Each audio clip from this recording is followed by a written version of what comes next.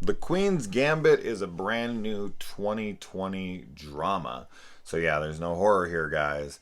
But we do have a very prominent horror actress, and that is Anya Taylor Joy, who's been in a fuck ton of horror in the last few years, whether it be The Witch, Marrowbone, The New Mutants, so on and so forth. The chick has been in a ton of stuff. And she's quickly becoming one of my favorite actresses, and she's also gorgeous to boot, so I never am upset when she is in a film. And she just got cast as Furiosa in the Mad Max spin-off film. So, yeah, and we got plenty else to look forward to with her. So she's just phenomenal, and she is the best she's ever been in anything in this. This is one of those things that I watch that I typically don't review, but lately I've just been kind of reviewing whatever the fuck I want because it's my channel and I do whatever the hell I want here. And this was just one I had to bring attention to. I'm sure enough attention's already on it, but I don't care. I'm going to bring even more attention to the damn thing because I think this is... Now, as I posted before about this, last year brought us a miniseries from HBO called Chernobyl, as I'm sure most of you saw, and that thing is a fucking undeniable masterpiece, in my opinion, anyway.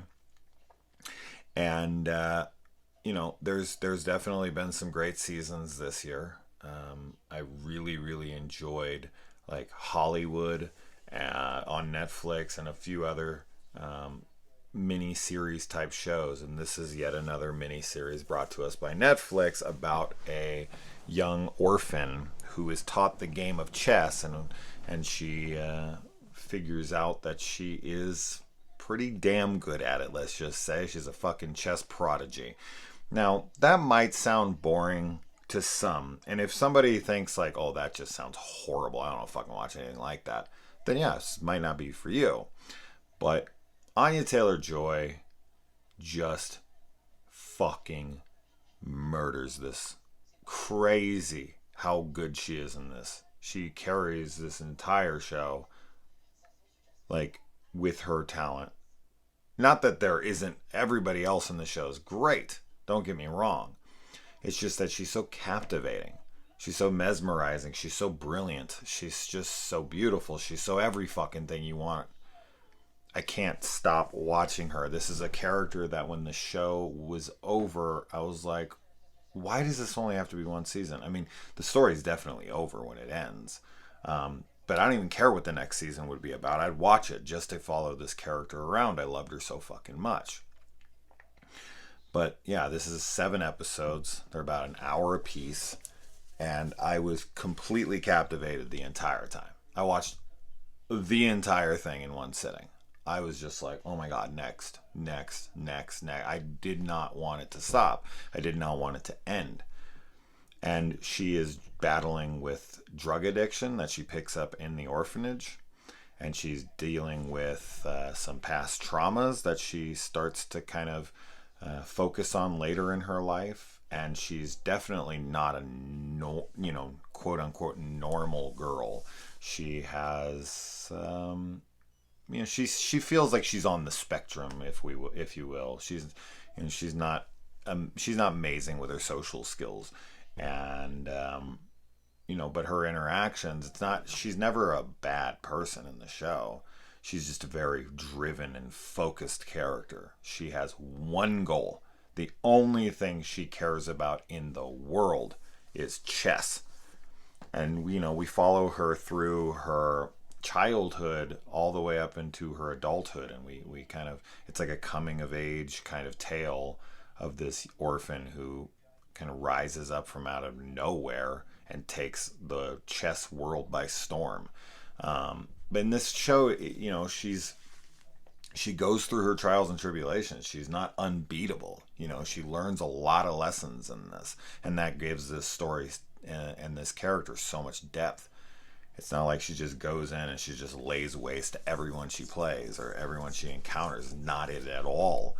And all of her interactions with every character throughout this show, whether it be her, new adopted family, a girl that she has befriended in the orphanage, all the men that she encounters in the chess world. Obviously, she's kind of alone as a female because this is a period piece set in the 60s.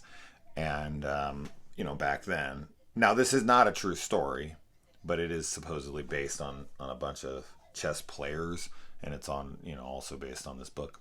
But man, I just, this is one of those shows that, like, I implore everyone to try it.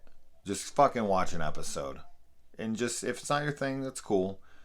But it has an like 8.9 on IMDb right now. A few people I know, like my father, is raving it to every single person who walks through the door. Like the mailman comes in and he like runs up and he's like, "Have you watched the Queen's Gambit yet?" Just like that, like where you want to grab a stranger on the street. It's like the first thing I bring up with my clients when I'm in the salon. I'm like, "Have you watched, the Queen's Gambit?" And they're like, "Oh yeah," or "Oh no," and anybody who says yeah, they're like, "Oh, it's phenomenal, isn't it?" And then I have other friends who are like, "Dude, I watched the entire thing, and then I woke up in the morning and I fucking watched the entire thing again." Like, it's just that good to me. It is that good to me. It's my favorite thing that I've watched in 2020. Does that give you any indication? I'm not overselling this thing at all, right? It's hard, you just want to give your honest opinion, but of course that can overinflate something and put people in this position where they feel like they're about to watch something that's going to change their life, and then they're going to come at me like, "Hey man, wasn't as good as you made it out today."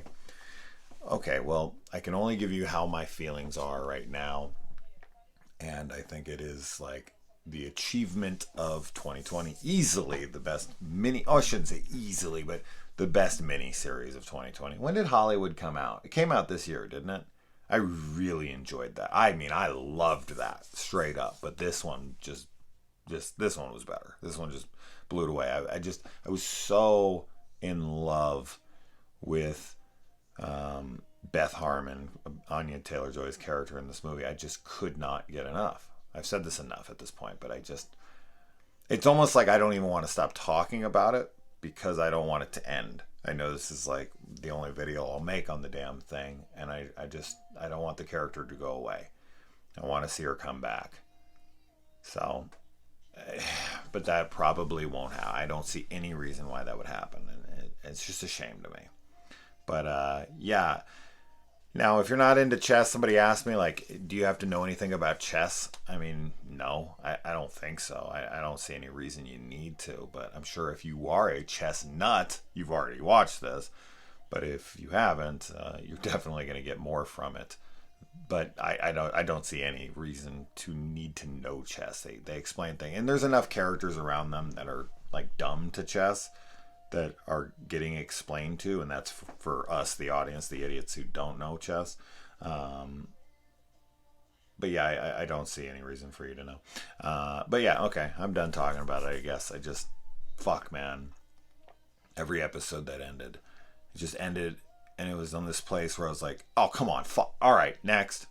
Next, as fast as I could hit him. As fast as I could hit him. Anya Taylor-Joy, man, keep your eyes out. This chick's what, like 24 now? I mean, the talent that this girl has, whether it was in Thoroughbreds or fucking, like, God, she's incredible. She's seriously incredible. My good God. Anyways, let me know if you watch it.